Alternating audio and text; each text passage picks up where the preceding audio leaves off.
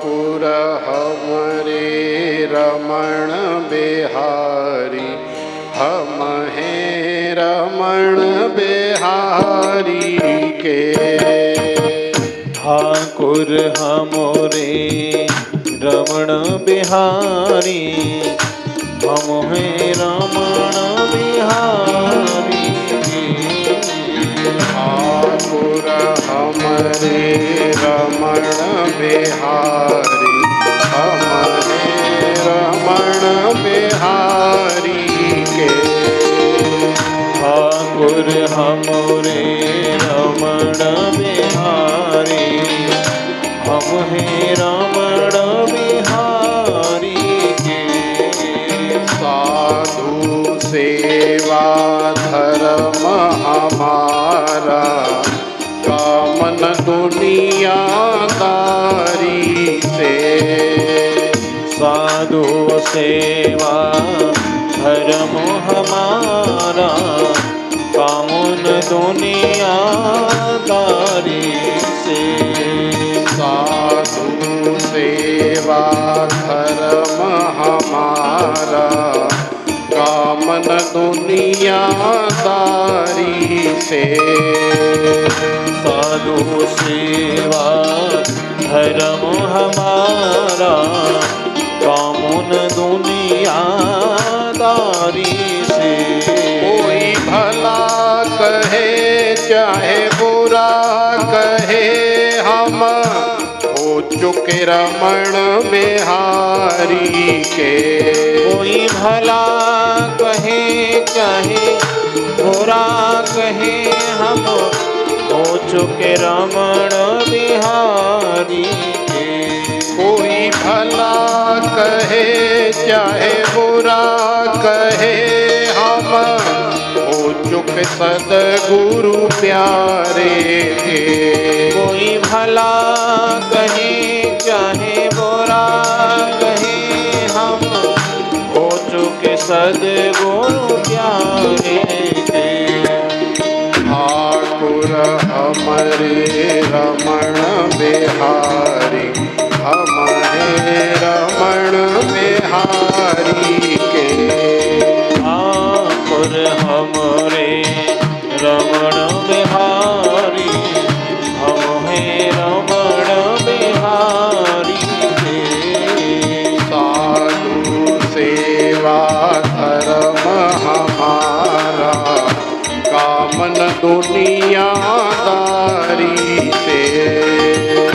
साधु सेवा धर्म हमारा, कामन दुनियादारी से। कोई भला कहे चाहे बुरा कहे, हम हो चुके रमण बिहारी के। कोई भला कहे चाहे बुरा कहे, हम हो चुके रमण बिहारी के। कोई भला कहे चाहे बुरा कहे, हम हो चुके सद्गुरु प्यारे के। कोई भला कहे चाहे बुरा कहे, हम हो चुके रमण बिहारी के। हम हो चुके भोले बाबा के।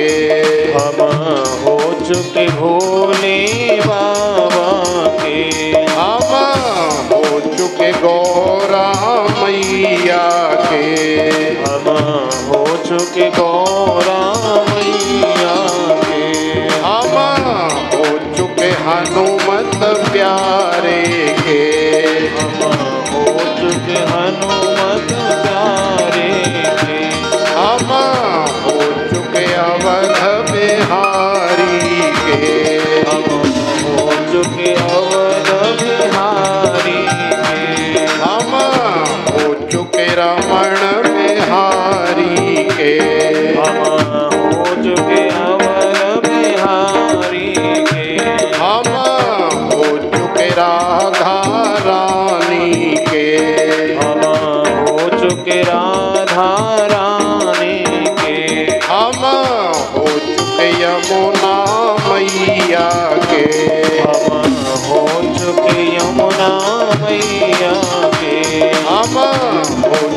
कृष्ण कन्हैया के।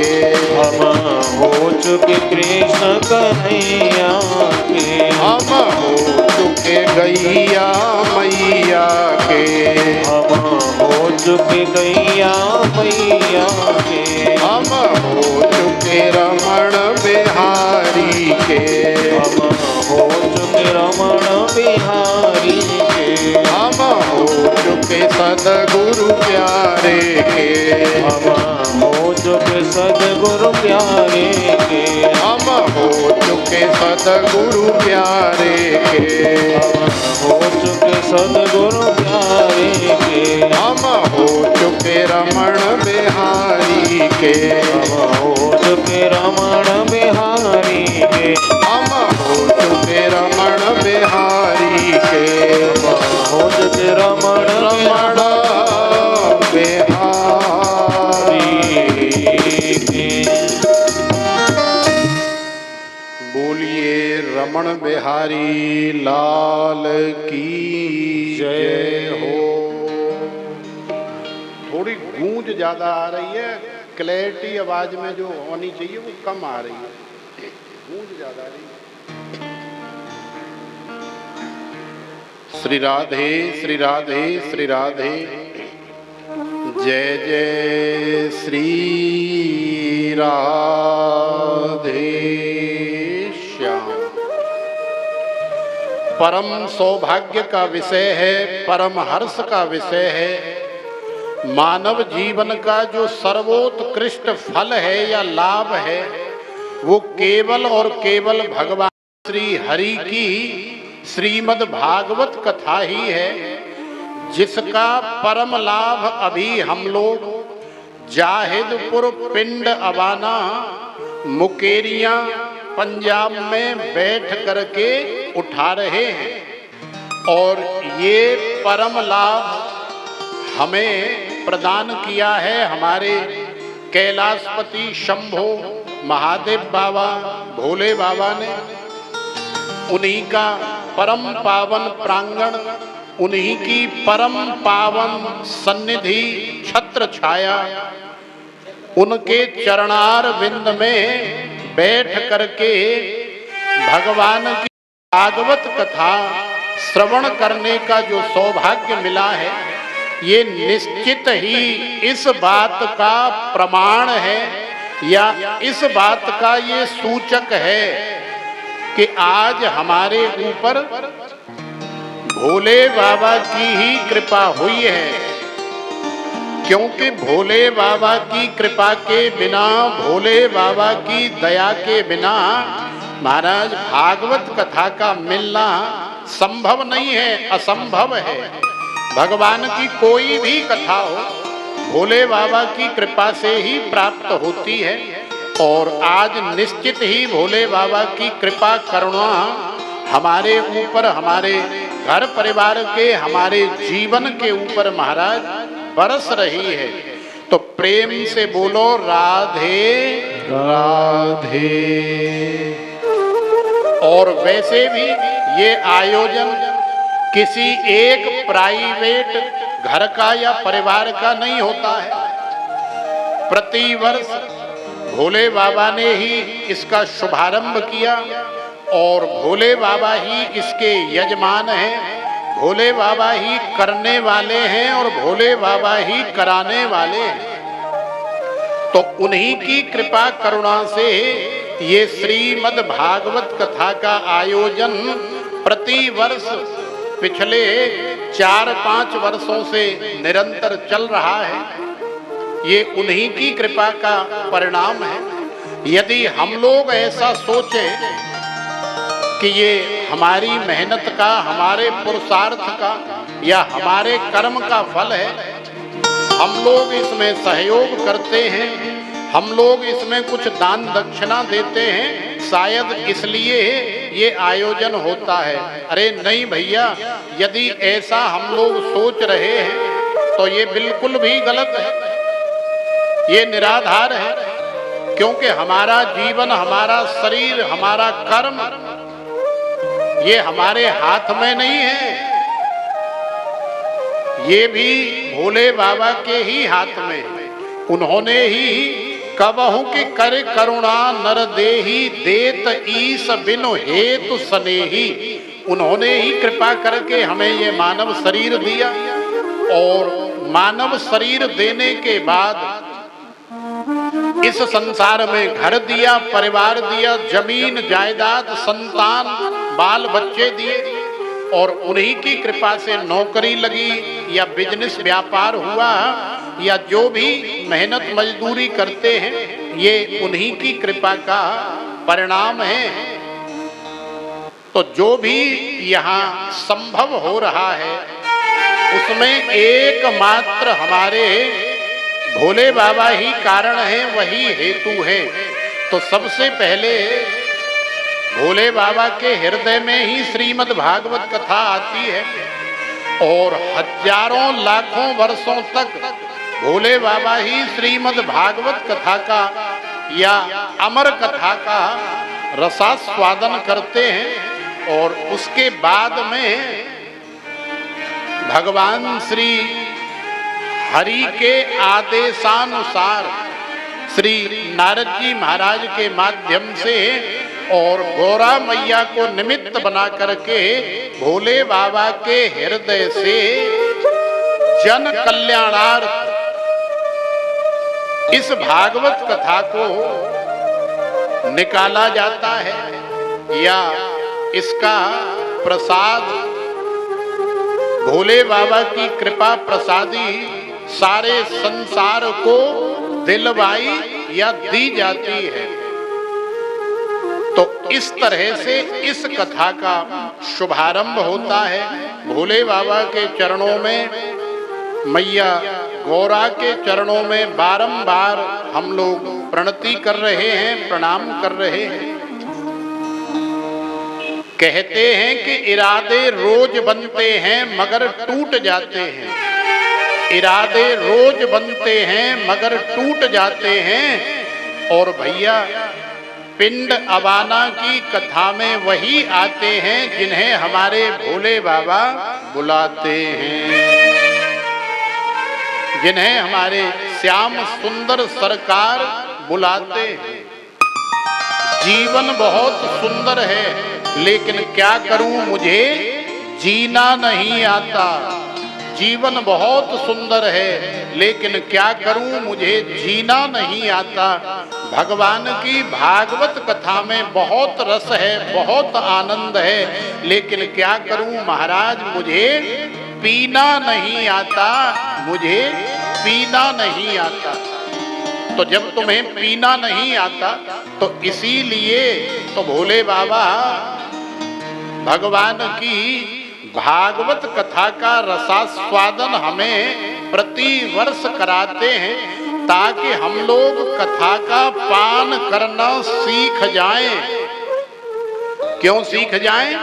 क्योंकि पिबत भागवतम रसम आलयम मुहुरहो रसिका भुवि भावुका।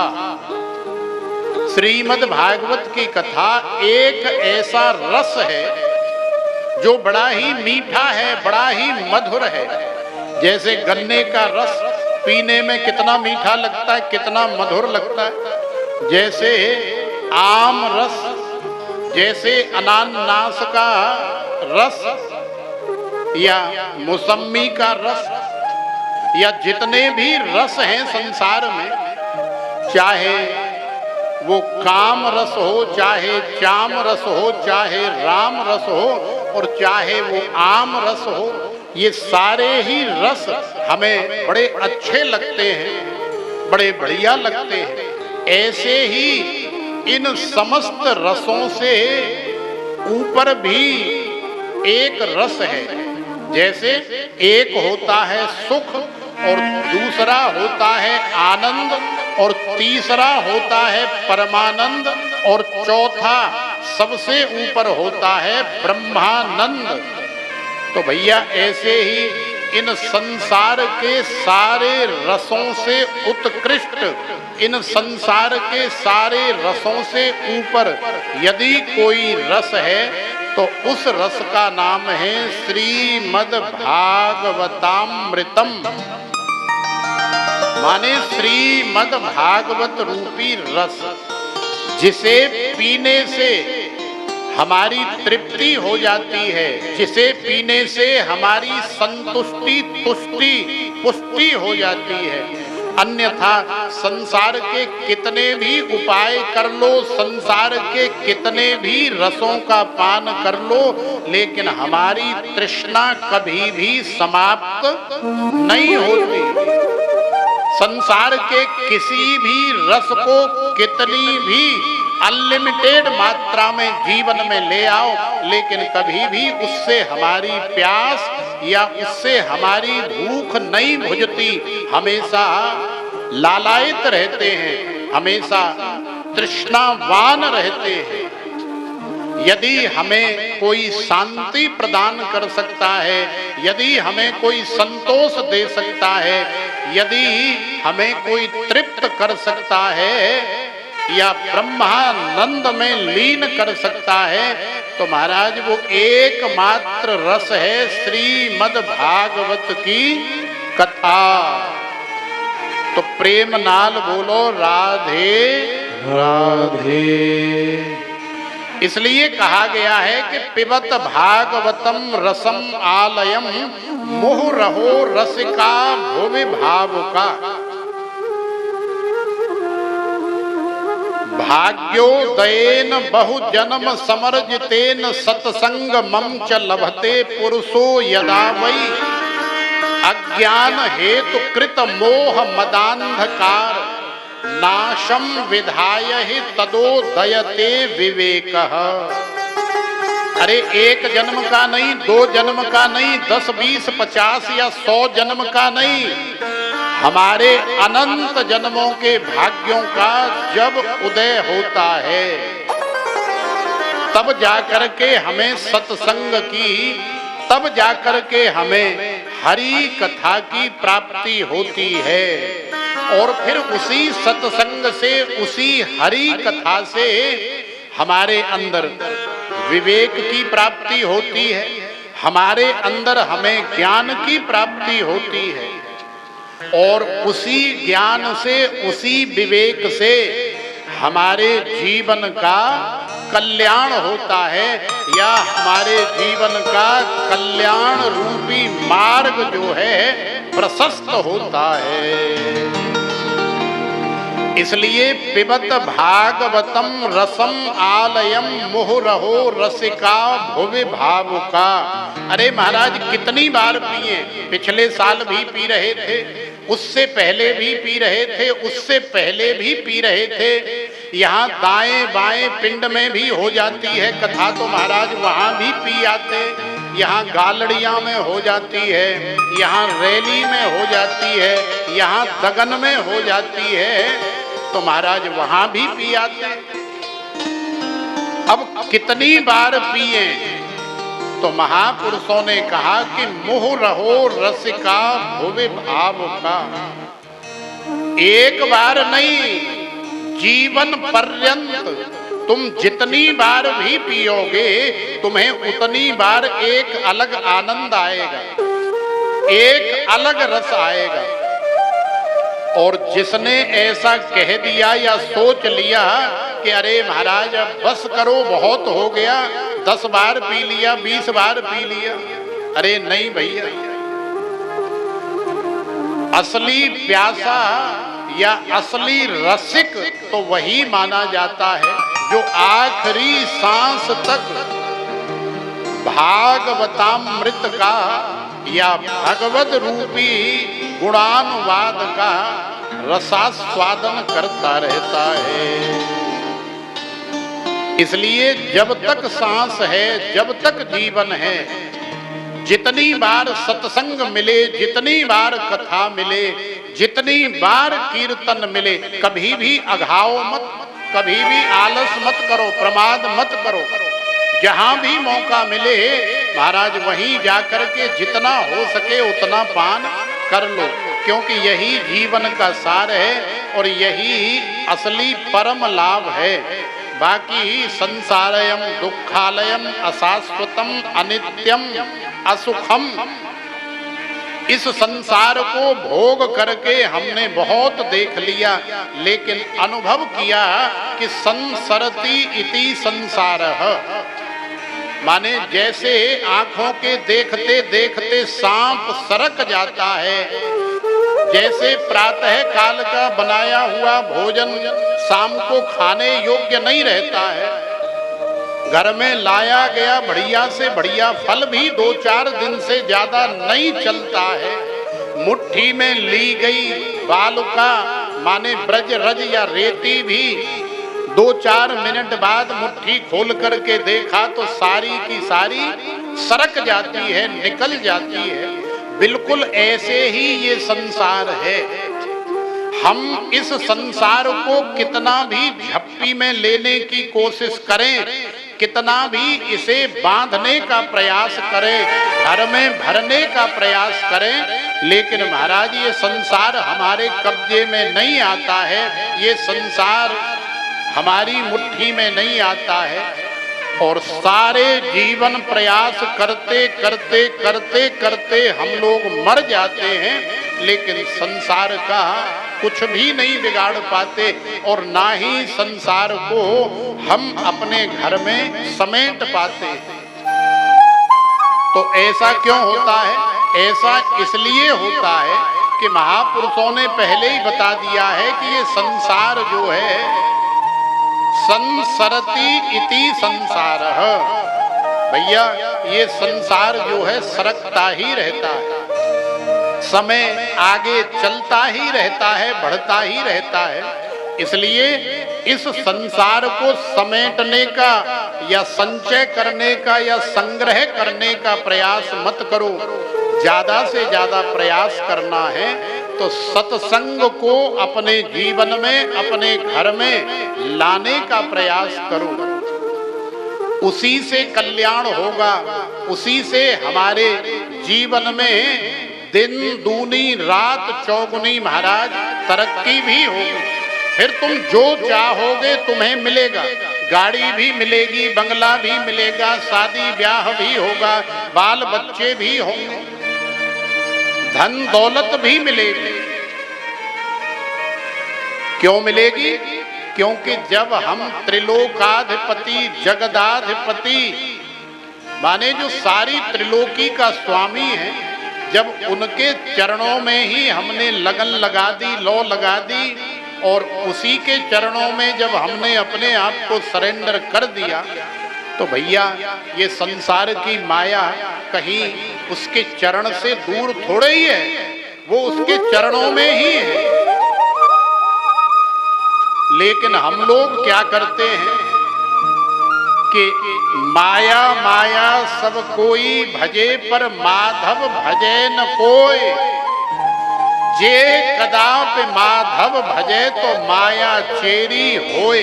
ये सिद्धांत है, महापुरुषों का अनुभूत किया हुआ सिद्धांत है कि संसार में प्रत्येक जीव माया के पीछे तो दौड़ रहा है, लेकिन माधव को भूल जा रहा है, माधव को याद नहीं कर रहा है, उसकी कथा नहीं सुन रहा है, उसको इग्नोर कर रहा है। तो भैया माया तो माधव की है, माया तो श्री हरि की है।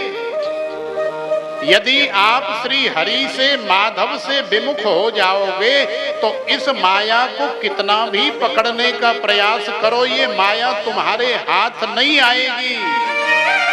जब जब देखोगे तुम्हें 100 कदम आगे ही खड़ी दिखाई देगी, लेकिन तुम्हारी पकड़ में नहीं आएगी। और यदि माया को तुम अपने घर में लाना चाहते हो, जीवन में अनुभूत करना चाहते हो, तो भगवान के चरणों में चले जाओ, भगवान के सन्मुख चले जाओ, नारायण की चरण शरण में चले जाओ। तो नारायण की चरण शरण, भगवान की सन्मुखता, ये भागवत कथा ही है। यदि कथा के पांडाल में बैठ करके कानों से भगवान का गुणानुवाद श्रवण कर रहे हैं तो सन्मुख होए जीव मोहि जबहि, जन्म कोटि अघ नासहि तबहि।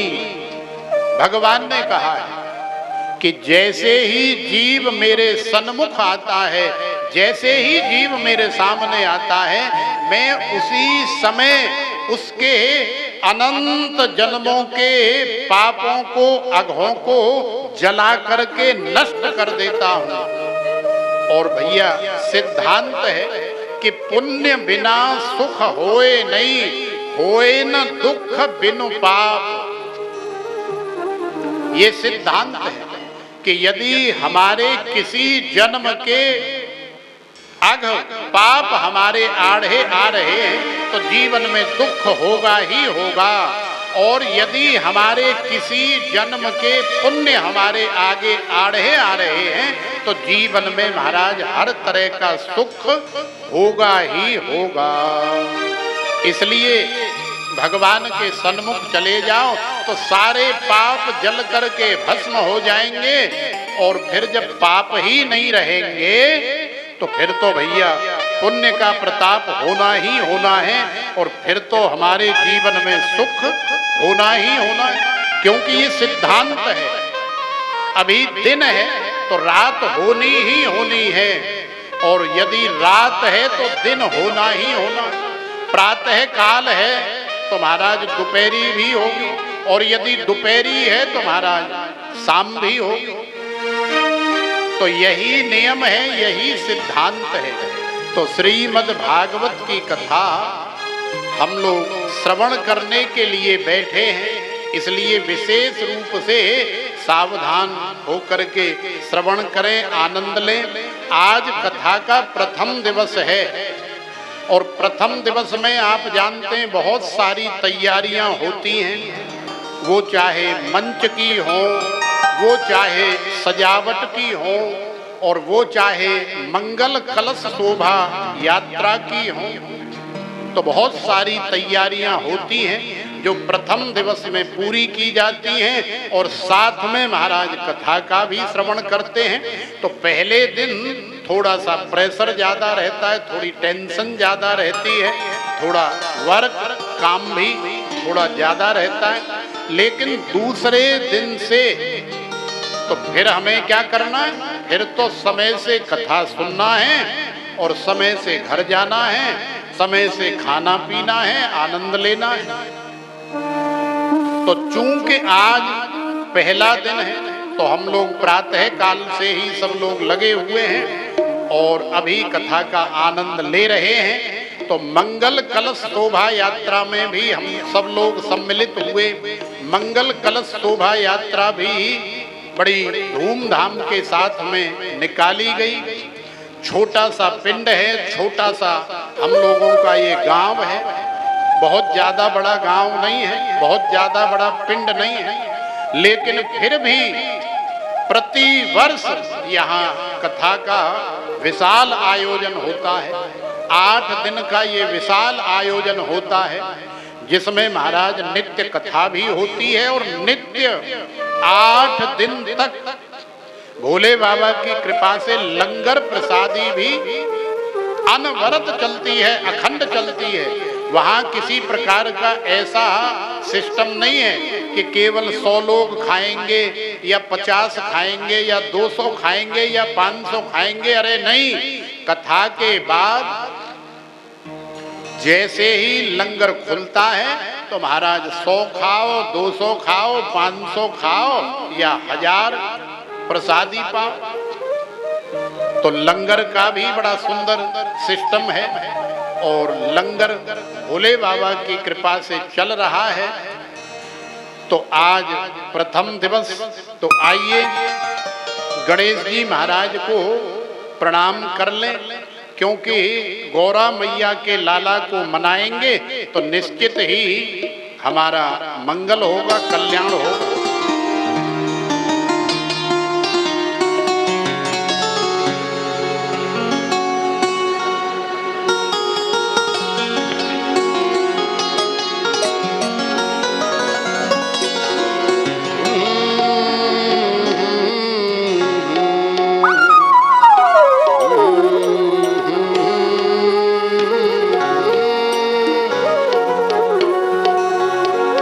आइए गणेश जी महाराज के चरणों में प्रणाम कर लेते। गौरा तेरे लाला को सबसे पहले मनाते हैं। गौरा तेरे लाला को सबसे पहले मनाते हैं।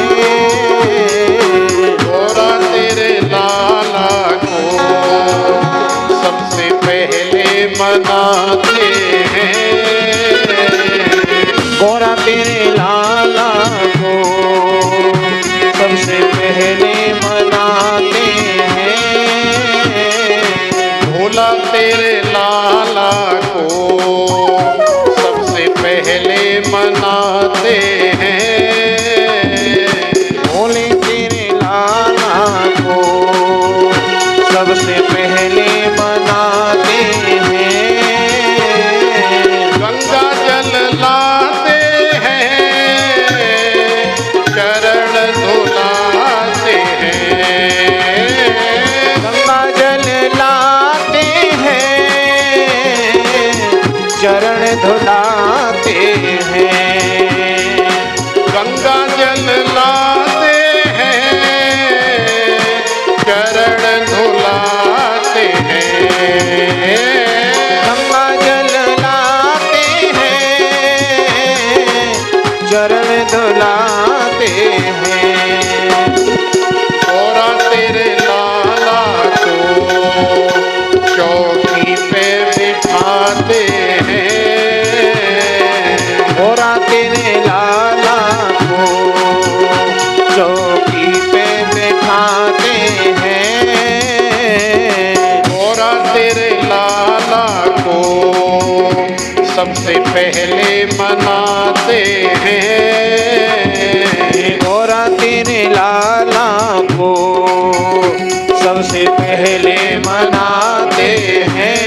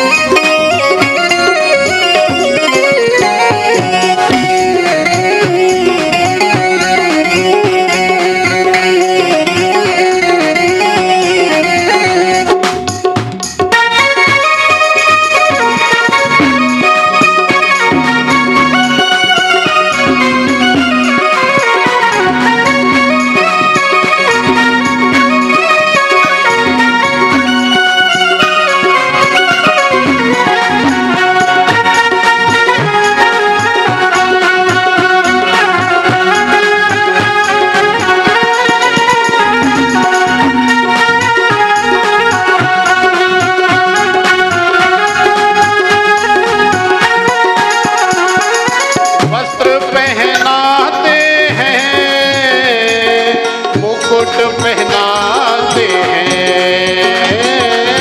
वस्त्र पहनाते हैं, मुकुट पहनाते हैं।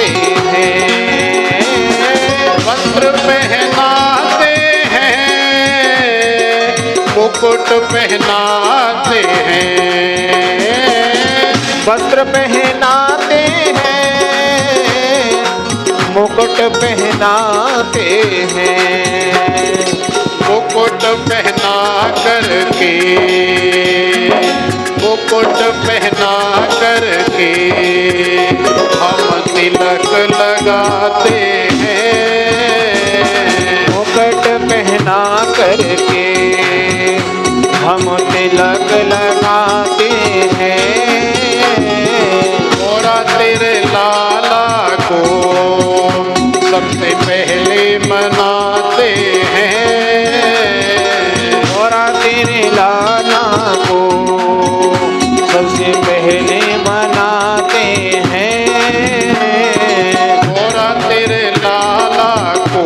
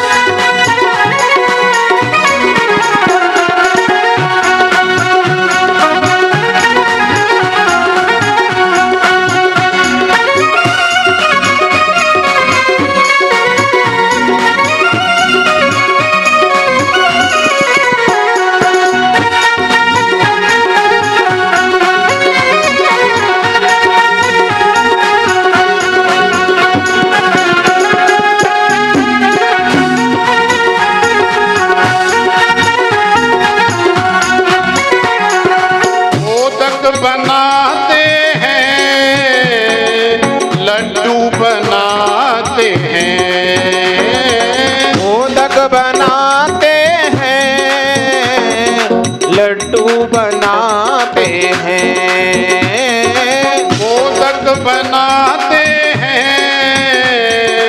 लड्डू बनाते हैं, मोदक बनाते हैं, लड्डू बनाते हैं। गौरा तेरे लाला को,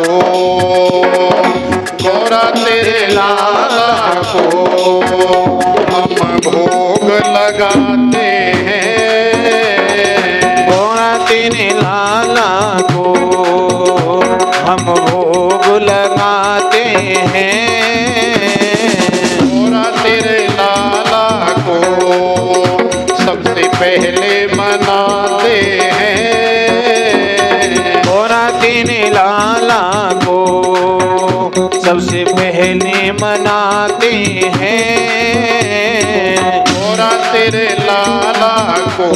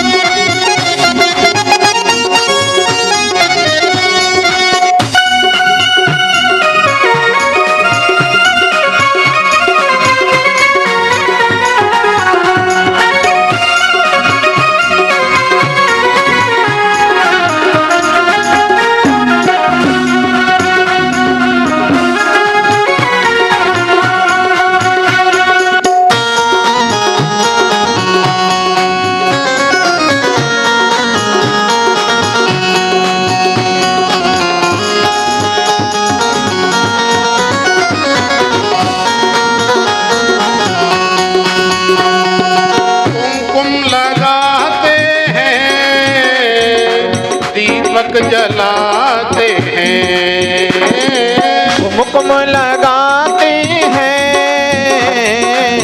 दीपक जलाते हैं, कुमकुम लगाते हैं, दीपक जलाते हैं, कुमकुम लगाते हैं, दीपक जलाते हैं। गौरा तेरे लाला को,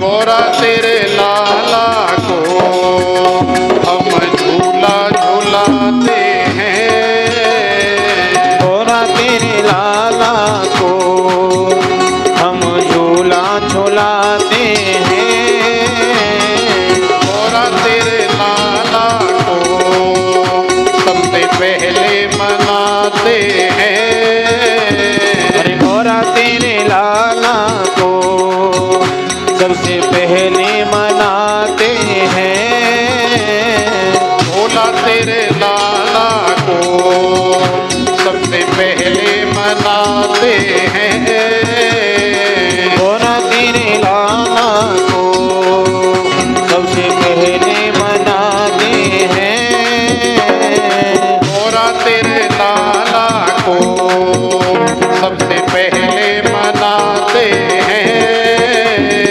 गौरा तेरे लाला को सबसे पहले मनाते हैं, भोला तेरे लाला को सबसे पहले मनाते हैं, गौरा तेरे लाला को सबसे पहले मनाते हैं, भोला तेरे लाला को सबसे पहले मनाते हैं, गौरा तेरे लाला को सबसे पहले मनाते।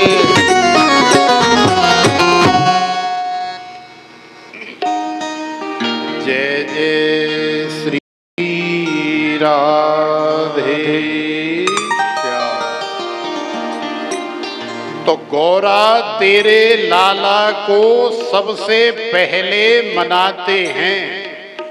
तो गौरा का लाला, भोला का लाला हमारे श्री गणेश जी महाराज जो गणों के अधिपति हैं, गणाध्यक्ष हैं। संसार में जितने भी अमंगल हैं, इन सारे अमंगलों का हरण करने वाले हैं, और त्रिलोकी में जितने भी मंगल हैं, इन समस्त मंगलों को देने वाले हैं। इसलिए सनातन धर्म की पूजा पद्धति में, सनातन धर्म की प्रार्थना में सबसे पहले श्री गणेश जी महाराज का ही स्मरण किया जाता है, उनका ही वंदन किया जाता है। वही समस्त अमंगलों को दूर करते हैं, वही समस्त विघ्न बाधाओं का नाश करते हैं, जीवन में आनंद, हर्षोल्लास, सुख हमारे जीवन में हमें प्रदान करते हैं। तो ऐसे गणेश जी महाराज को बारंबार हम लोग याद कर रहे हैं, प्रणाम कर रहे हैं। तो नेमी सारण्य की परम पावन भूमि पर 88,000 ऋषि मुनियों के मध्य में श्री सूत जी महाराज विराजमान हैं, और भगवान की श्रीमद् भागवत कथा का वर्षण हो रहा है। लेकिन महाराज नेमी सारण्य में सूत जी महाराज आए कैसे, और ये 88,000 ऋषि मुनि कौन हैं, क्या करते हैं, और ये क्यों कथा करा रहे हैं या क्यों कथा सुन रहे हैं, इसका कारण क्या है, ये भी हमें समझना चाहिए।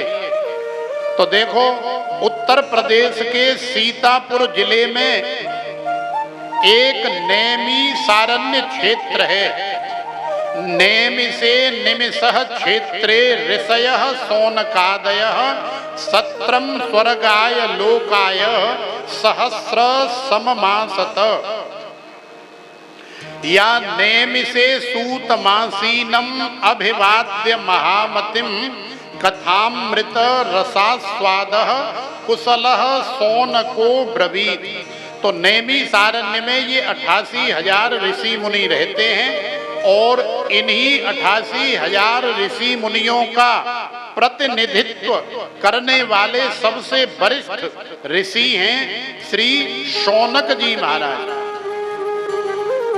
यदि शौनक जी महाराज ने कोई सवाल पूछ लिया तो समझ लेना कि ये अकेले शौनक जी महाराज का सवाल नहीं, अपितु 88,000 ऋषि मुनियों का सवाल है, या सारे संसार के जनमानस का ही सवाल है।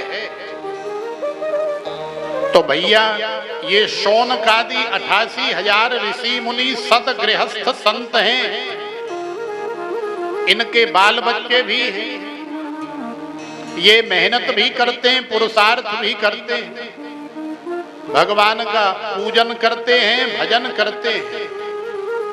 लेकिन संत बनने के बाद जब तक हमने जन कल्याण के लिए कुछ नहीं किया, चाहे वो तन से हो या मन से हो या धन से हो, तो याद रखना, संत बनने के बाद यदि जन कल्याण के लिए कोई प्रयास नहीं किया गया तो फिर संत बनने का फायदा ही क्या है। चाहे गृहस्थ हो या बाल ब्रह्मचारी हो, कैसा भी संत हो, संत का जो मुख्य कर्तव्य है वो अपने धर्म को, अपने समाज को, अपने देश को हमेशा उन्नति की तरफ ले जाने का या अधर्मियों से बचाने का प्रयास करता रहे।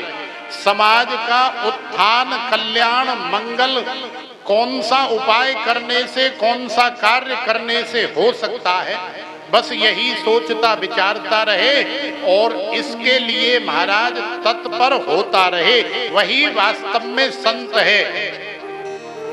अन्यथा संत बनने के बाद केवल अपने परिवार का भरण पोषण कर लिया, केवल अपना पेट भर लिया और कहीं भी गुफा में बैठ करके भजन करके कल्याण हो गया, तो ये कोई बहुत बड़ी उपलब्धि या बहुत बड़ी बात नहीं है। क्योंकि भैया अपने परिवार का, अपने कुटुंब का और अपना पेट तो कुत्ता, बिल्ली, हाथी, घोड़ा, चैंटा, चींटी या कीट पतंगे ये सब भी तो भर लेते हैं, ये कौन से भूखे मरते हैं, ये भी अपने परिवार का पालन पोषण कर लेते हैं।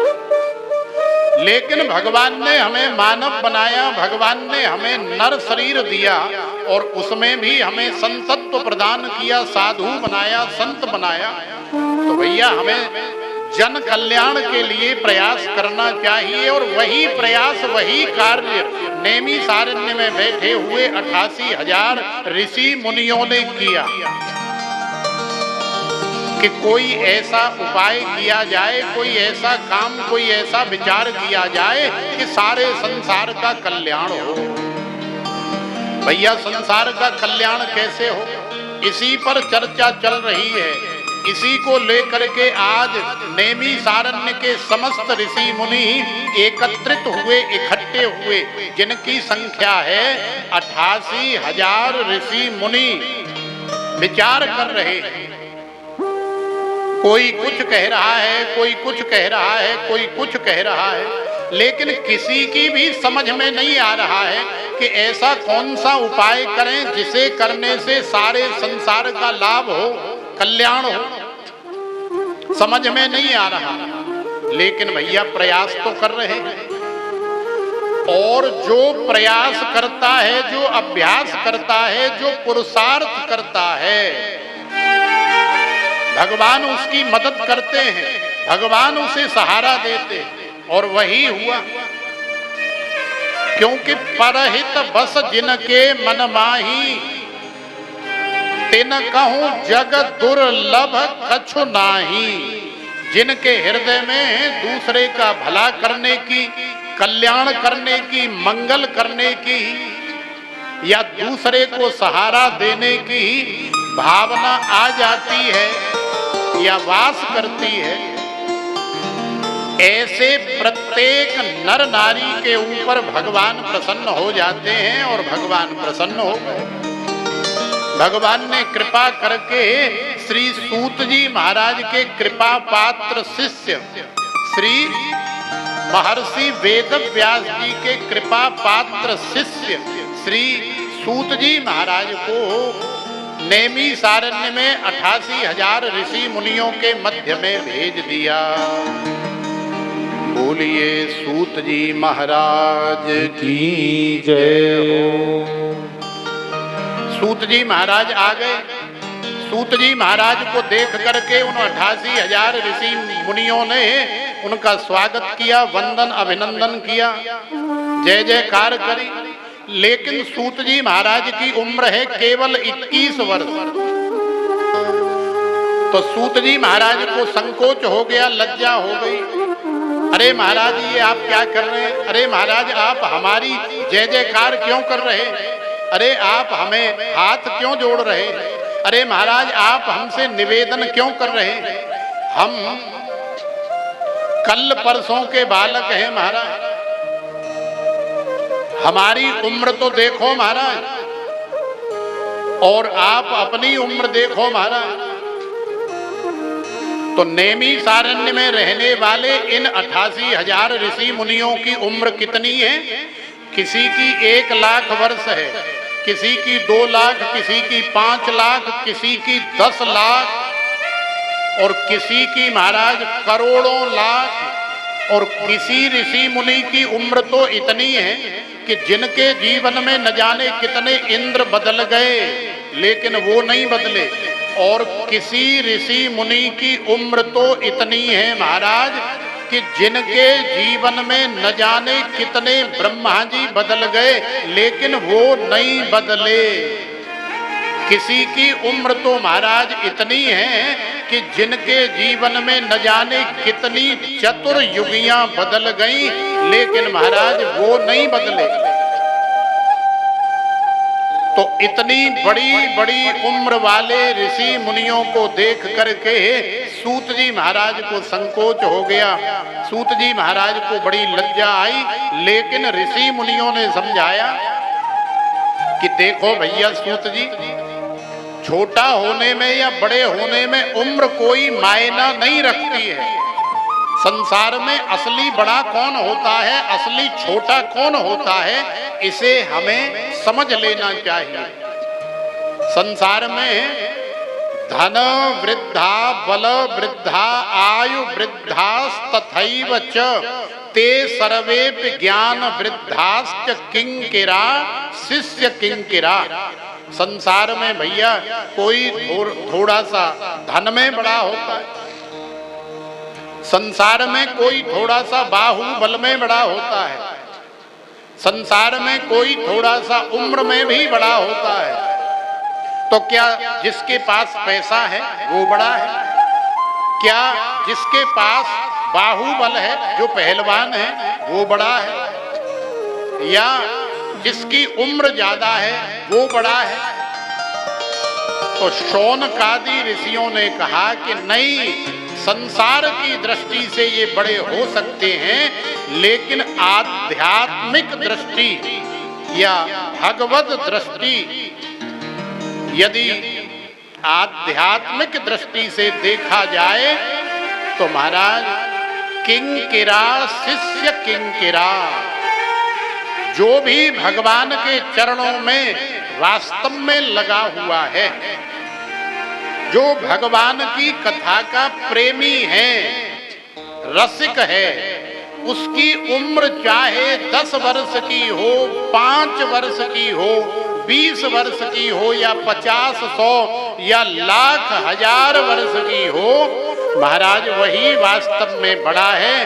अन्यथा जो भगवान के चरणों में नहीं लगा है, जो भगवान से विमुख है, जो भगवान के सन्मुख नहीं है, वो चाहे 90 साल का हो, चाहे 95 साल का हो, या हजारों लाखों करोड़ों साल का हो, महाराज वो बड़ा नहीं हो सकता है। तो बड़ा कौन है? बड़ा वही है जो भगवान के चरणों में लगा है। इसलिए महाराज आप संकोच न करें, भले ही आपकी उम्र 21 वर्ष है, लेकिन महाराज आप भगवान के चरणों में, भगवान की कथा में लगे हुए हैं, इसलिए हम आपका अभिवादन कर रहे हैं और आप इस अभिवादन को स्वीकार करिए, हमारे ऊपर कृपा करिए महाराज। तो सूत जी महाराज ने कहा कि क्या कृपा करनी है? तो शौनकादि ऋषियों ने बताया कि हम लोग सारे संसार का कल्याण चाहते हैं, और सारे संसार का कल्याण कैसे हो महाराज, ऐसा कोई उपाय बताइए। तो सूत जी महाराज ने कहा कि ऐसा तो केवल और केवल एक ही उपाय है। कौन सा उपाय है? कि श्रीमद् भागवत की कथा कही जाए, कराई जाए और फिर उसे सुना जाए। तो श्रीमद् भागवत की कथा करने से, कराने से, सुनने से, सुनाने से जीव का कल्याण होता है। और इस कथा में सभी के लिए सहजता है, सुलभता है। किसी भी जाति का हो, किसी भी वर्ण का हो, किसी भी आश्रम का हो, नर हो, नारी हो, कीट हो, पतंगा हो, पशु हो, पक्षी हो, महाराज कोई भी हो, भगवान की ये अमृतमयी कथा जिसके भी कान में जाती है उसका कल्याण करती है। क्यों करती है? क्योंकि श्रवण मंगलम श्रीमदाततम भुवि गृणन्ति ते भूरिदा जना, इस कथा का ये स्वभाव है। और भैया हर जीव अपने अपने स्वभाव के अनुरूप ही कार्य करता है। जब कथा का स्वभाव ही कल्याण करना है, केवल श्रवण कर लेने मात्र से तो कोई भी सुने, उसी का कल्याण होना ही होना है। अब जैसे ही पता लगा कि भगवान की भागवत कथा कल्याण करती है, तो ही शौनकादि ऋषियों ने निवेदन कर दिया, महाराज फिर तो कृपा करो, व्यास गादी पर आप विराजो और हमें कथा का रसास्वादन कराओ। लेकिन सूत जी महाराज ने कहा कि नहीं नहीं, अरे महाराज आप ये क्या कह रहे हैं? हम कल परसों के छोरा, केवल 21 वर्ष के बालक, और आप अनंत वर्षों से साधना में लगे हुए हैं। हम आपको क्या ज्ञान देंगे? हम आपको क्या कथा सुनाएंगे? महाराज हमारे बस की बात नहीं है। महाराज हमारे लत्ता कपड़ा छोड़ो, महाराज हमारे प्राण छोड़ो, हमें बख्श दो महाराज। लेकिन शौनकादि ऋषियों ने समझाया, बोले नहीं महाराज, अब तो आपको कथा सुनानी ही पड़ेगी। क्यों सुनानी पड़ेगी? क्योंकि अज्ञान ध्वांत विध्वंस कोटि सूर्य समप्रभ सूता ख्याहि कथा सारम मम कर्ण रसायनम श्रेयसाम यद भवत् श्रेयः पावनानां च पावनम। और कृष्ण प्राप्ति करम सस्वत साधनम तद्वदाधुना। महाराज अब तो आपको ये उपाय बताना ही पड़ेगा। अब तो महाराज आपको कथा सुनानी ही पड़ेगी। क्यों सुनानी पड़ेगी? क्योंकि संसार के जीवों के हृदयगत जो अंधकार भरा हुआ है, जो अविद्या विद्यमान है, जो काम क्रोध लोभ मोह मद मत्सर अहंकार भरा हुआ है, महाराज इसका नाश तो करोड़ों सूर्य एक साथ उदय हो जाएं तो भी संभव नहीं है। लेकिन जब आप जैसा महापुरुष व्यास गादी पर बैठ करके भगवान की कथा कहता है या भगवान के गुणों का गुणान वाद करता है या बखान करता है, तो महाराज जीव के हृदय का अंधकार उसी तरह से दूर हो जाता है कि अंधकार से भरे हुए कमरे में किसी ने बोर्ड की बटन दबा दी और जैसे ही ट्यूब लाइट जली तो ही भक भक उजाला हो जाता है। सारा अंधकार एक सेकंड से भी कम समय में, एक क्षण में, एक पल में जैसे ही बटन दबी महाराज तो ही दूर हो जाता है। तो ये भगवान की कथा हमारे हृदय के अंदर जो अंधकार अज्ञान अविद्या भरी पड़ी है कि कुछ समझ में ही नहीं आ रहा है, आगे का रास्ता दिखाई ही नहीं दे रहा है, तो हमारे लिए ये एक ट्यूब लाइट का काम करती है।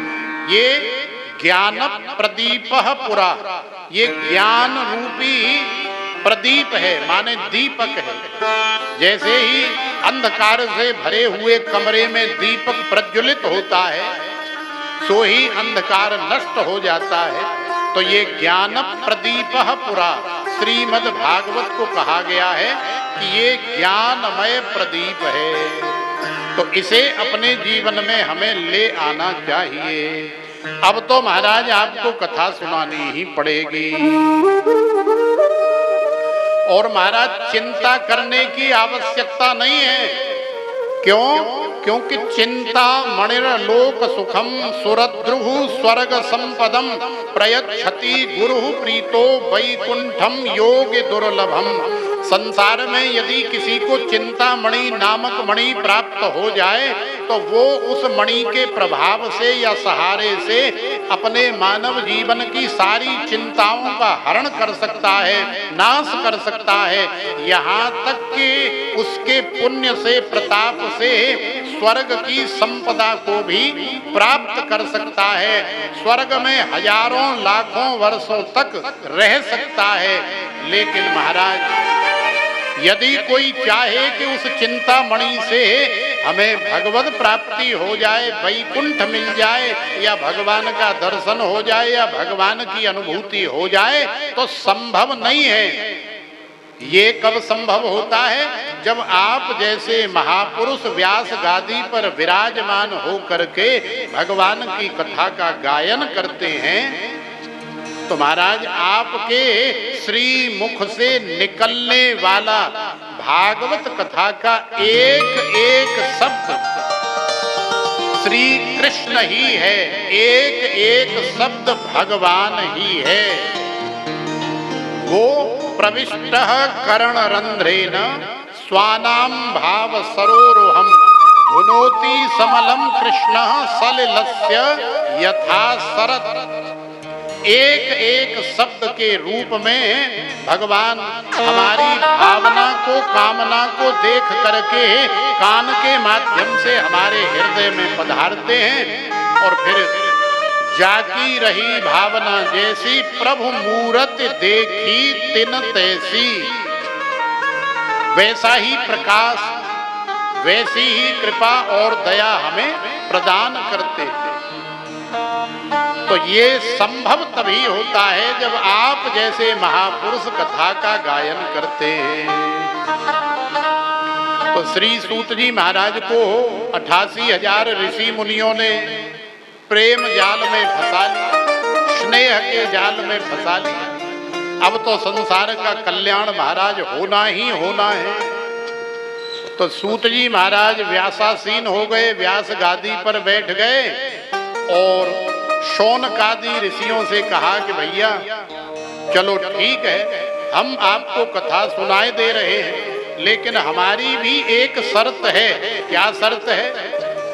कि जैसे राम जी ने सबरी को नवधा भक्ति का ज्ञान दिया, उपदेश दिया, तो राम जी ने भी सबरी से कहा था कि हे सबरी, नवधा भगत कहूं तो ही पाही, सावधान सुन धर मन माही।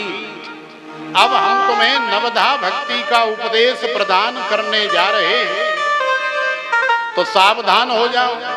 अपने मन को चारों तरफ से, दसों दिशाओं से, सारे संसार से हटाओ और हमारे अंदर लगाओ। तो सबरी ने राम जी के चरणों में मन लगाया तो नवधा भक्ति का उपदेश मिला।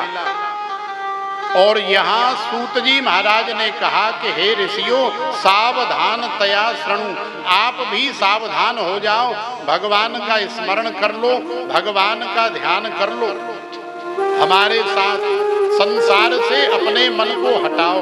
तो श्री सूत जी महाराज ने भगवान का स्मरण किया, भगवान के स्वरूप का भी बखान किया। तो आइए हम लोग भी भगवान के स्वरूप का स्मरण करें, भगवान को प्रणाम करें और भगवान के स्वरूप को समझने का प्रयास करें।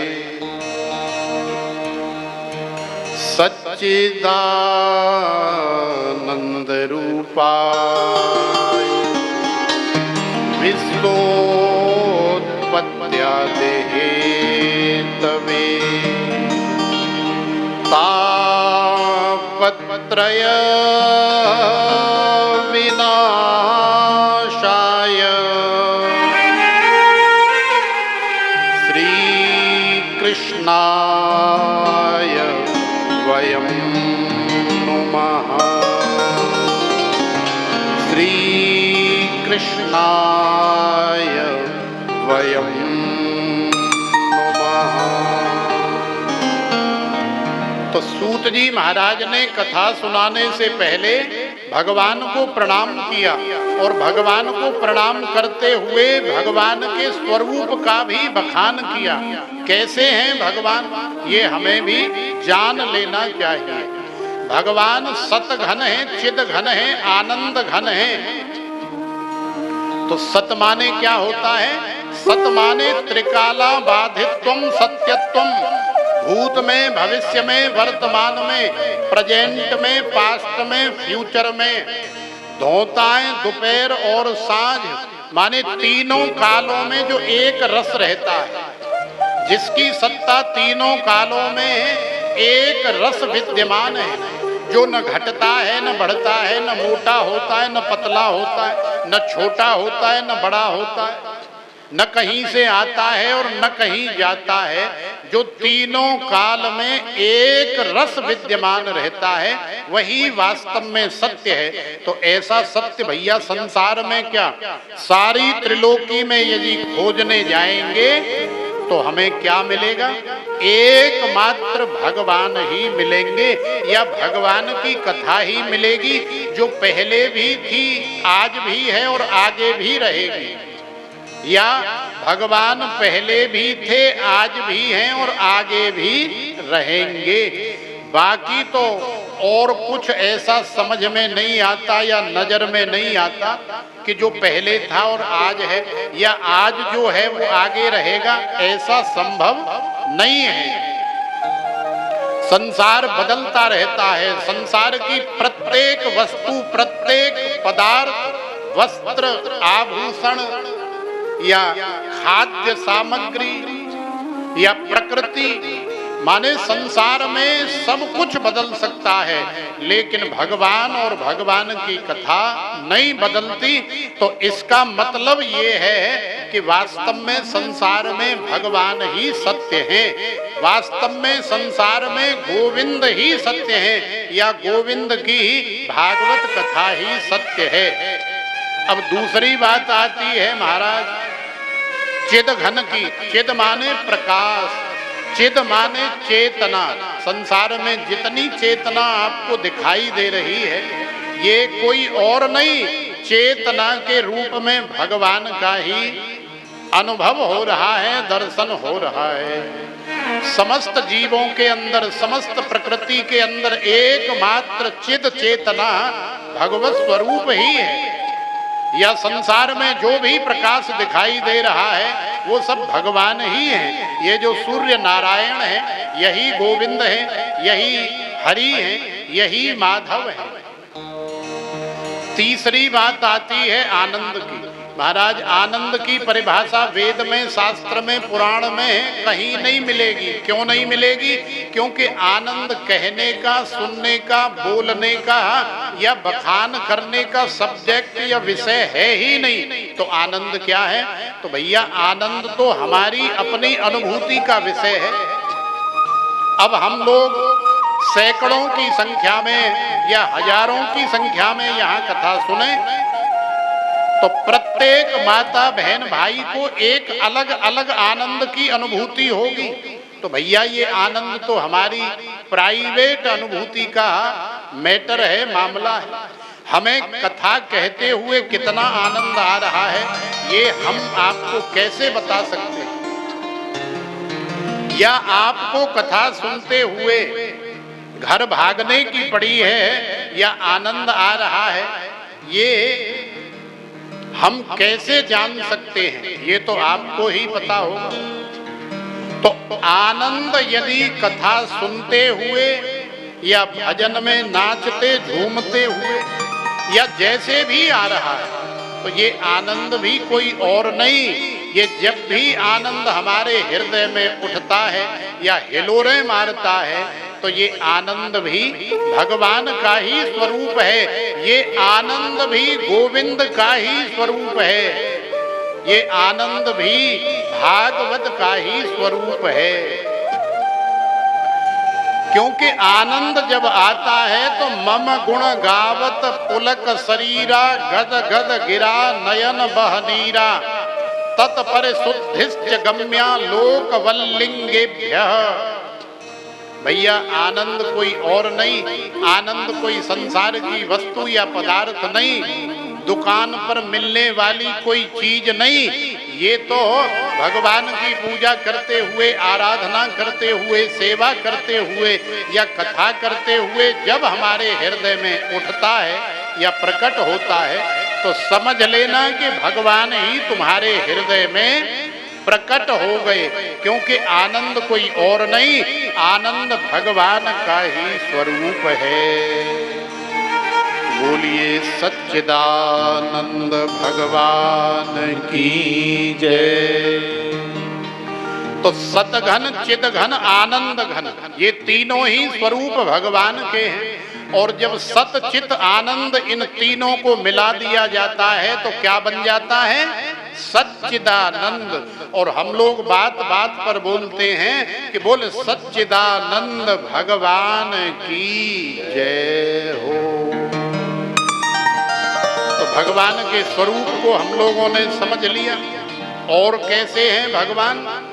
तो कह रहे हैं कि विश्वोत्पत्त्यादि हेतवे, ये सारा संसार, सारा ब्रह्मांड, सारी त्रिलोकी, 14 भुवन भगवान ने अपने संकल्प मात्र से ही प्रकट किए या भगवान ही स्वयं प्रकट हो गए और भगवान ही इसका भरण पोषण कर रहे हैं, पालन पोषण कर रहे हैं। और जब समय आता है तो भोले बाबा रुद्र का अवतार लेके, रुद्र का रूप धारण करके इस सारे संसार को लय में तब्दील कर देते हैं, बदल देते हैं। माने सारे संसार का लय भी करने वाले भगवान ही हैं।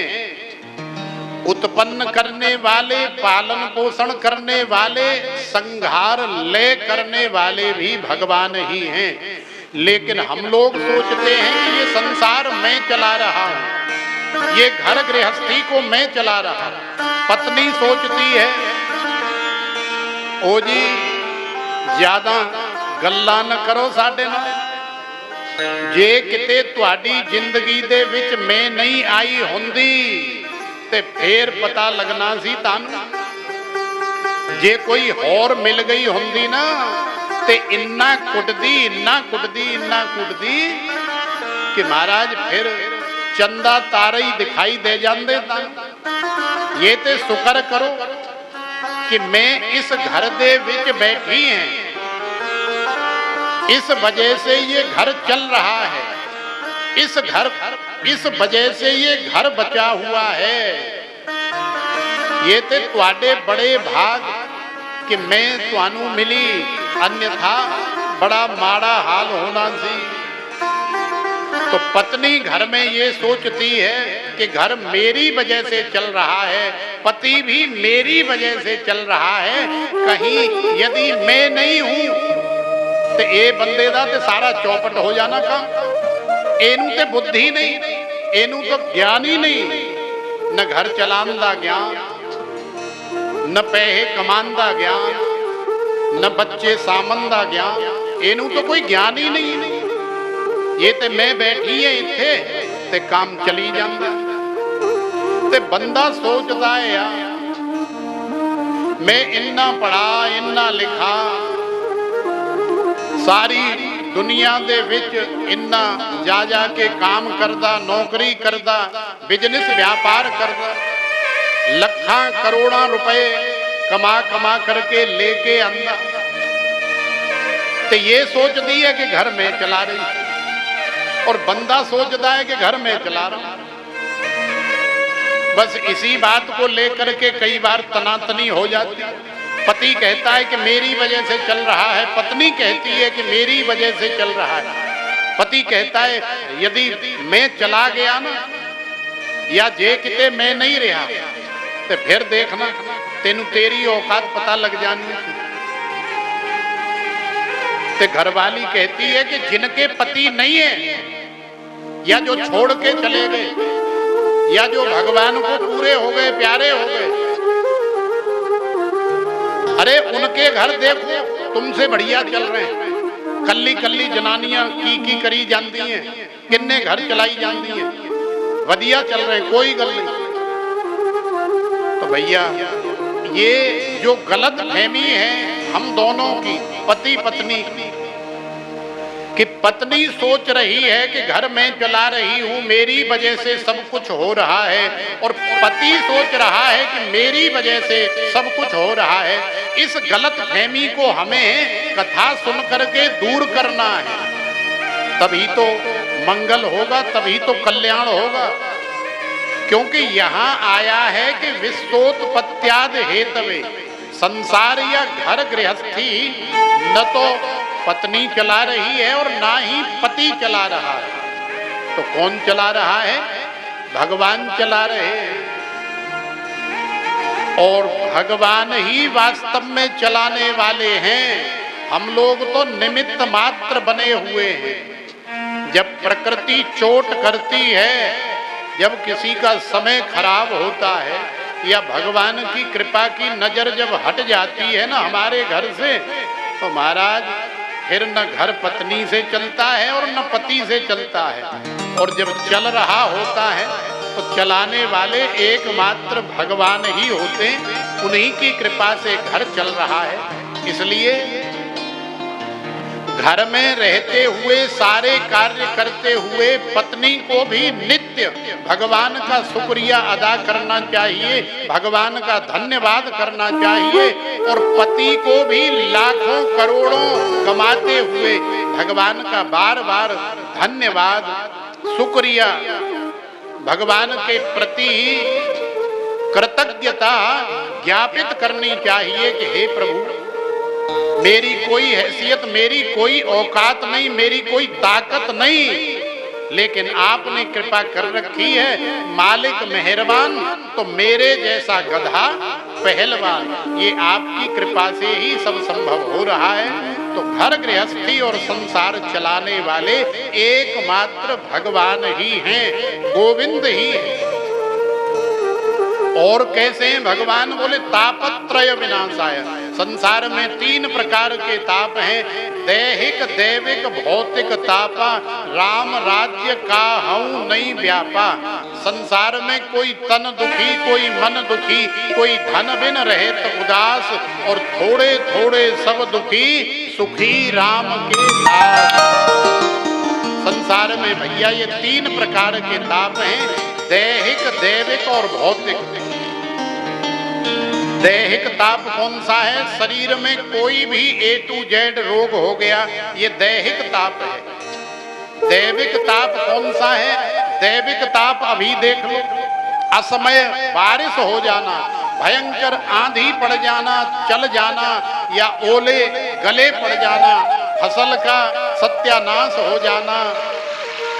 किसान बेचारा सालों भर मेहनत करता है और महाराज ओले पड़ गए, गले पड़ गए, आंधी चल गई, तूफान आ गया, भयंकर असमय पकी हुई फसल पर बारिश पड़ गई, ये दैविक ताप है। दैविक ताप माने देवताओं के द्वारा दिया जाने वाला ताप। संसार में 3 ही प्रकार के ताप हैं, दैविक भौतिक और दैहिक। तो इन तीनों प्रकार के तापों का उन्मूलन करने की, नाश करने की, जड़ से उखाड़ करके फेंकने की सामर्थ्य यदि किसी में है तो वो केवल और केवल गोविंद में है, भगवान में है, भोले बाबा में है और श्रीमद् भागवत की कथा में है। अन्यथा महाराज किसी में भी नहीं है।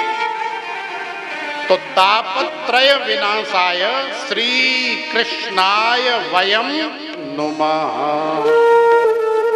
तो भगवान के चरणों में, गोविंद के चरणों में बारंबार, भोले बाबा के चरणों में हमें प्रणाम करना चाहिए, क्योंकि उन्हीं की कृपा से सब संभव हो रहा है। तो आइए भोले बाबा के चरणों में भी हम लोग प्रणाम करेंगे।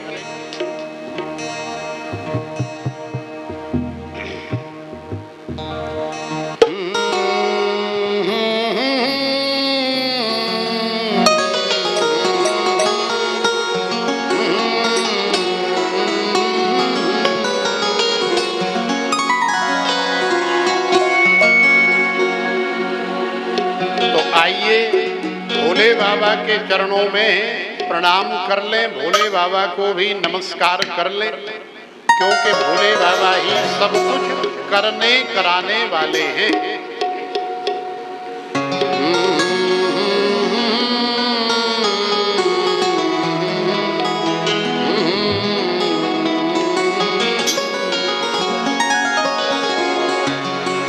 हरि ओम की धुन पे है राजी, शिव शंकर भोले कैलासी।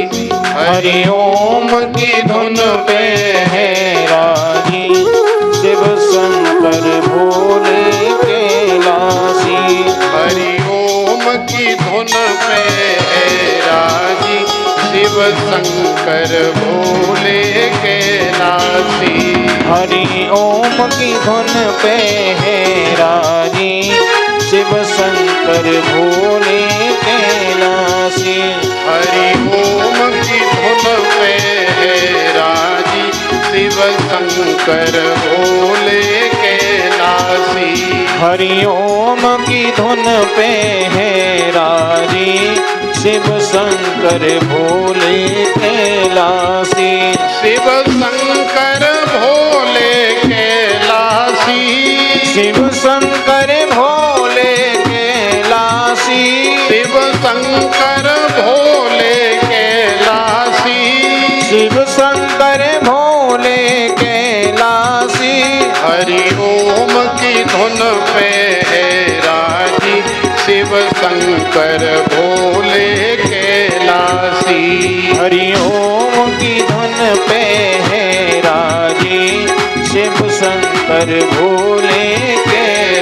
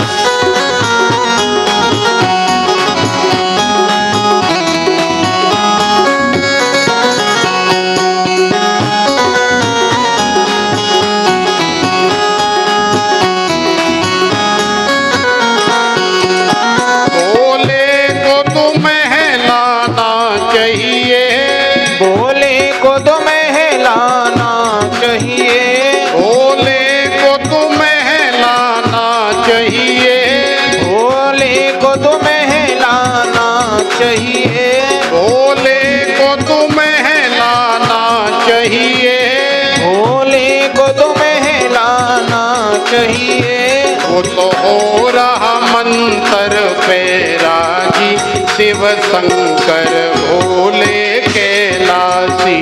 बोलो हो रहा मंत्र पे राजी, शिव शंकर भोले कैलासी।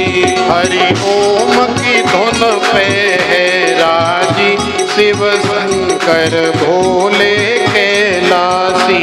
हरि ओम की धुन पे है राजी, शिव शंकर भोले कैलासी।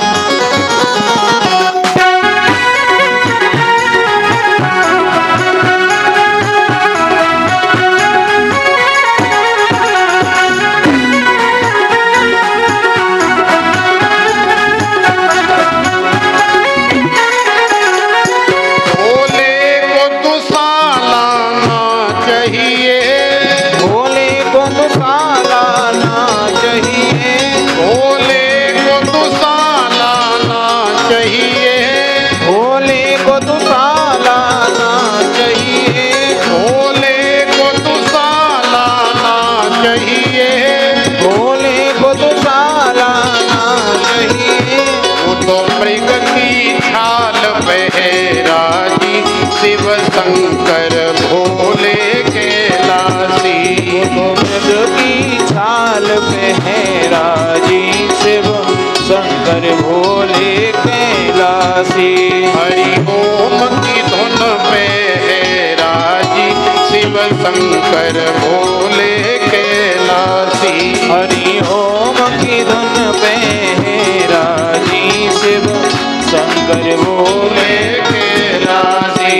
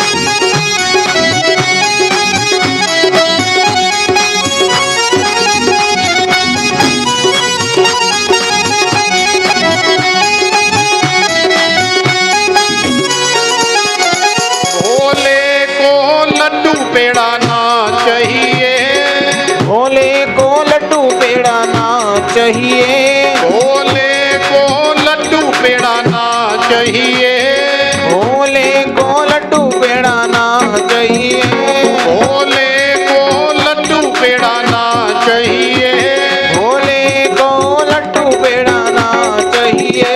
वो तो भांग धतूरा पे है राजी, शिव शंकर भोले कैलासी। वो तो भांग धतूरा पे है राजी, शिव शंकर भोले कैलासी। हरि ओम की धुन पे है राजी, शिव शंकर भोले कैलासी। हरि ओम की धुन पे है राजी, शिव शंकर भोले कैलासी।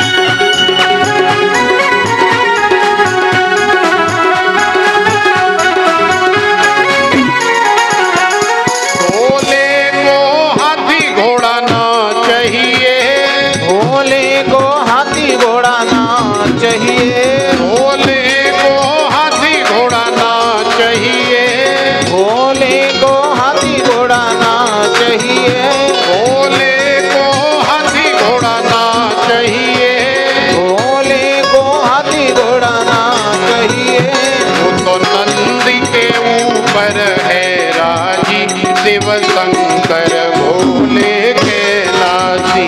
वो तो नंदी के ऊपर है राजी, शिव शंकर भोले कैलासी। हरि ओम की धुन पे है राजी, शिव शंकर भोले कैलासी। हरि ओम की धुन पे है राजी, शिव शंकर भोले कैलासी। हरि ओम की धुन पे है राजी, शिव शंकर भोले कैलासी। हरि ओम की धुन पे है राजी, शिव शंकर भोले कैलासी। हरि ओम की धुन पे है राजी, शिव शंकर भोले कैलासी। हरि ओम की धुन पे है राजी, शिव शंकर भोले कैलासी। शिव शंकर भोले कैलासी। शिव शंकर भोले कैलासी। शिव शंकर भोले कैलासी। शिव शंकर भोले कैलासी। शिव शंकर भोले कैलासी। शिव शंकर भोले कैलासी।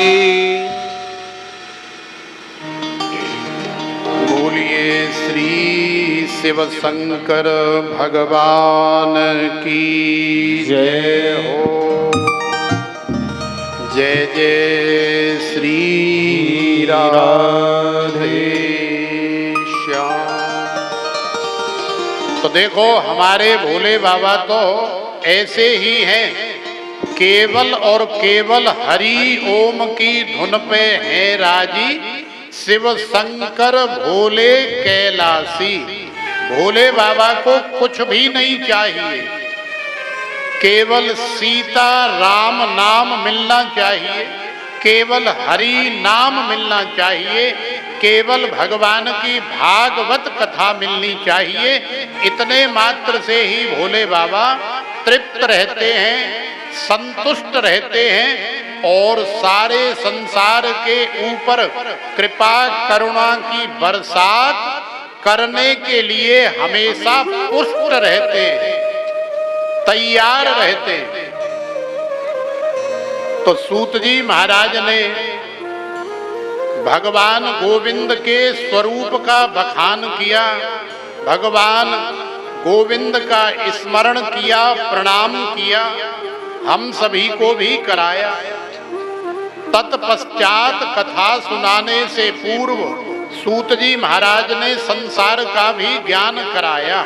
संसार का ज्ञान क्या है कि जातस्य हि ध्रुवो मृत्यु ध्रुवम जन्म मृतस्य च तस्मादपरिहार्यर्थे न त्वं शोचितुमर्हसि। संसार में जो भी आया है, संसार में जिसका भी जन्म हुआ है, चाहे नर नारी हो, चाहे पशु पक्षी हो या कोई कीट पतंगा हो, महाराज सभी के जन्म के साथ मृत्यु देवी भी जन्म लेकर के आती है और उसे अपने साथ में लेकर के चली जाती है। यही अटल सत्य है, यही इस प्रकृति का असली नियम है। इस नियम को महाराज दुनिया में कोई भी टाल नहीं सकता है या आज तक टाल नहीं पाया है। आया है तो जाएगा राजा रंक फकीर, कोई सिंहासन चढ़ चला, कोई बंधा जात जंजीर। तो जब ऐसी बात है, मृत्यु ही असली सत्य है, यही ज्ञान है इस संसार का, तो भैया इतना जान करके फिर हम सारा जीवन इस धन दौलत के लिए, संसार के लिए या संसार की झूठी सुख सुविधाओं के लिए या क्षणिक सुख के लिए क्यों अपना कीमती और बहुमूल्य जीवन व्यतीत कर रहे हैं या खर्च कर रहे हैं या गंवा रहे हैं। जब इतना ज्ञान हो गया कि हमें इस संसार से एक दिन जाना है, तो क्यों किसी के साथ धोखाधड़ी करें, क्यों छल कपट दंभ पाखंड करें, क्यों चोरी डकैती करें, क्यों महाराज कोई अभद्रता करें, या परस्त्री गमन करें, या भाई भाई के साथ, बाप बेटे के साथ, या मित्र के साथ। महाराज ये जो हम लोग दुश्मनी बांध करके बैठ जाते हैं, आखिरकार इसका सार क्या है? जब हमें 4 दिन बाद इस संसार से जाना ही है, तो क्यों किसी को दुश्मन बनाएं, क्यों किसी के साथ हम लोग गलत करें? यही वास्तव में संसार का असली ज्ञान है। यदि ये ज्ञान हमें हो गया तो समझ लो कि हमने कथा सही सही में सुन ली, अन्यथा ये ज्ञान नहीं हो पाया तो फिर कथा सुनने से भी महाराज बहुत कम लाभ होगा।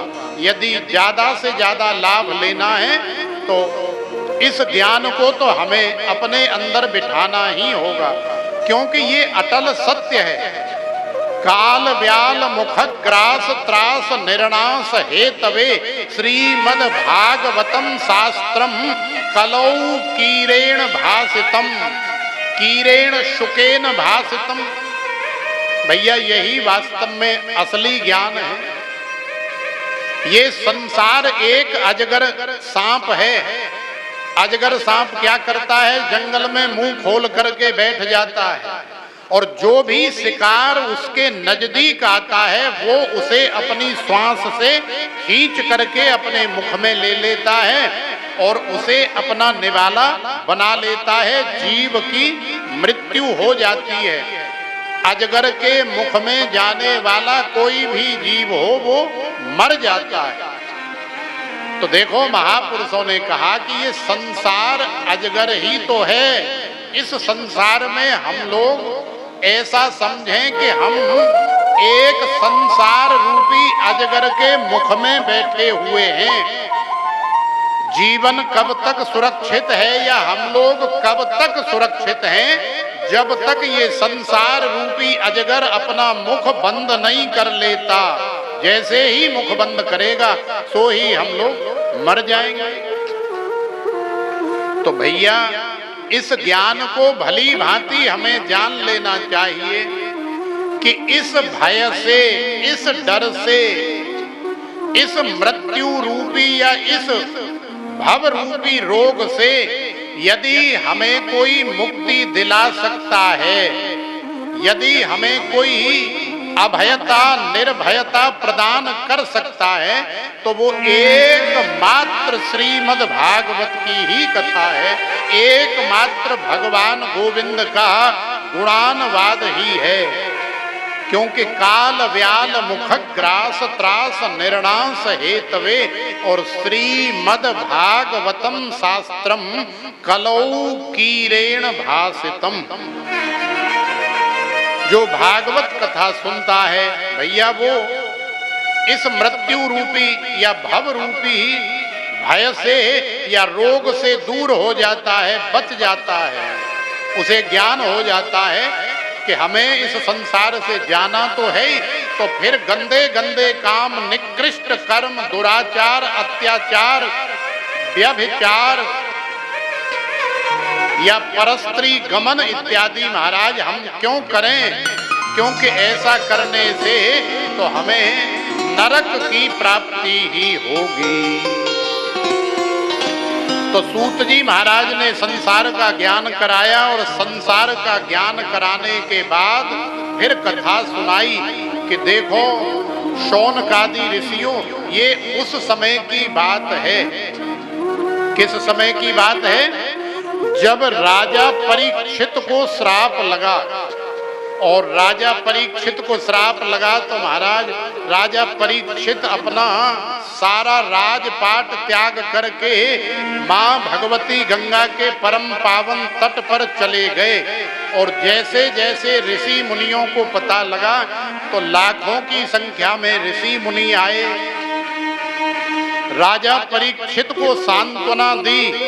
लेकिन राजा परीक्षित की वेदना या भय या चिंता या शंका केवल इतने मात्र से दूर नहीं हुई, तो चूंकि राजा परीक्षित भगवान गोविंद के भक्त हैं, इसलिए भगवान गोविंद ने बड़ी कृपा करी और अपने प्रिय लाडले भक्त पुत्र को राजा परीक्षित का भय दूर करने के लिए भेज दिया। किसको भेजा? श्री शुकदेव जी महाराज को भेज दिया। तत्रा भवद भगवान व्यास पुत्रो यदृच्छया गामटमानो नपेक्षः अलक्षलिंगो निजलाभ तुष्टो वृतश्च वालैः अवधूतवेषः।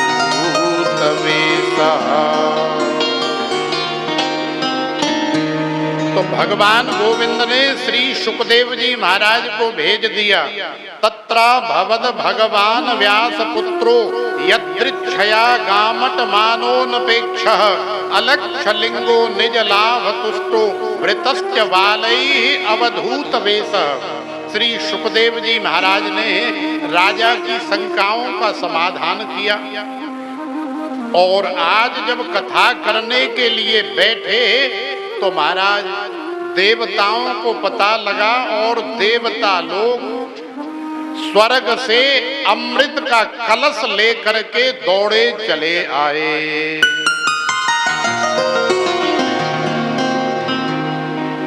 एवं विनिमये जाते सुधा राज्ञा प्रपीयताम प्रपास्यामो वयम सर्वे श्रीमद् भागवतामृतम शुकम नत्वा वदन सर्वे स्वकार्य कुशला सुरा सुधा कुंभम गृहीत्वैव देवास्तत्र समागमन।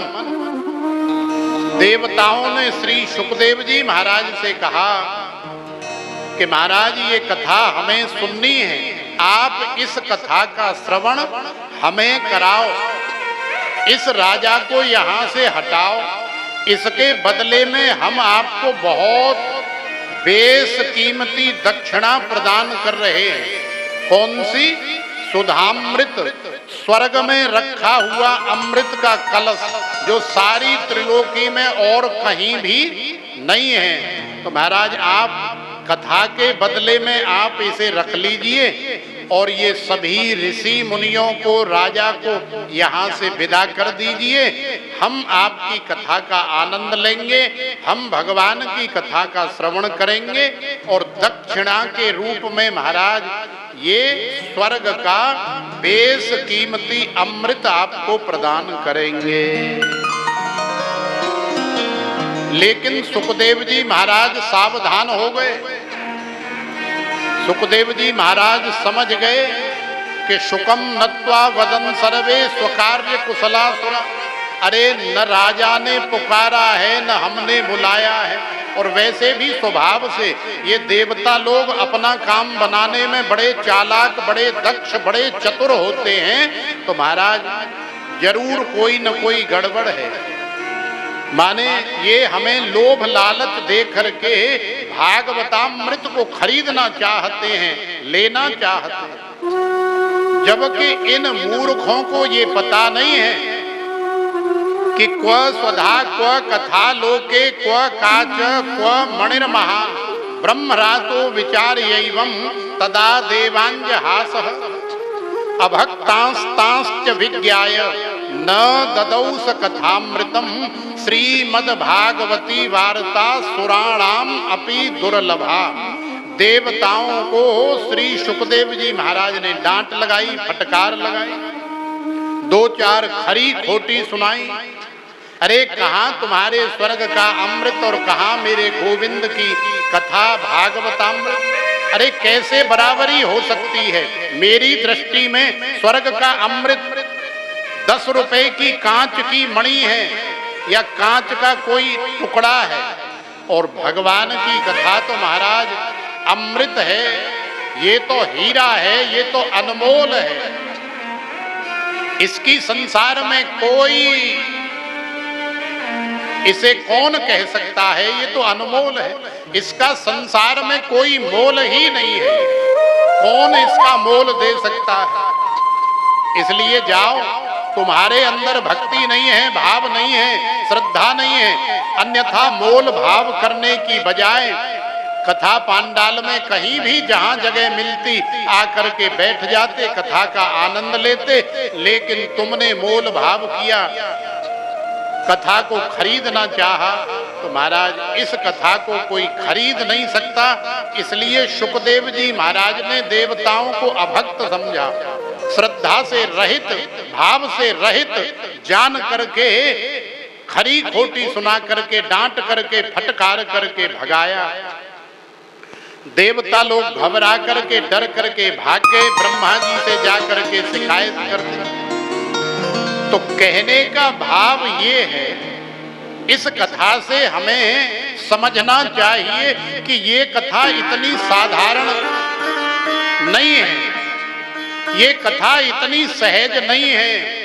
जो कथा देवताओं को भी सुनने के लिए नहीं मिली, वही कथा हमें जाहिदपुर पिंड अवाना पंजाब में बैठ करके श्रवण करने के लिए मिल रही है। इससे बड़ा सौभाग्य हमारा और क्या होगा भैया। इससे बड़ी हमारे मानव जीवन की और क्या उपलब्धि होगी या हो सकती है। कुछ भी नहीं होगी और कुछ भी नहीं हो सकती है। यही सबसे बड़ी अनमोल उपलब्धि है, क्योंकि यही अनमोल है। बाकी संसार में हर चीज का मोल है, लेकिन भगवान और भगवान की कथा ही वास्तव में अनमोल है। तो ऐसी कथा का आनंद हम लोग ले रहे हैं और नित्य प्रति ही लेते ही रहेंगे।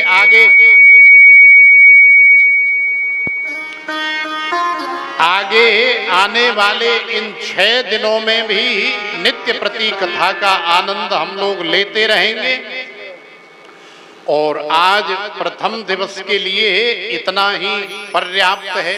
आप भी प्रातः काल से व्यस्त हैं, लगे हुए हैं, लंगर भी छकना है और साथ में आनंद भी लेना है।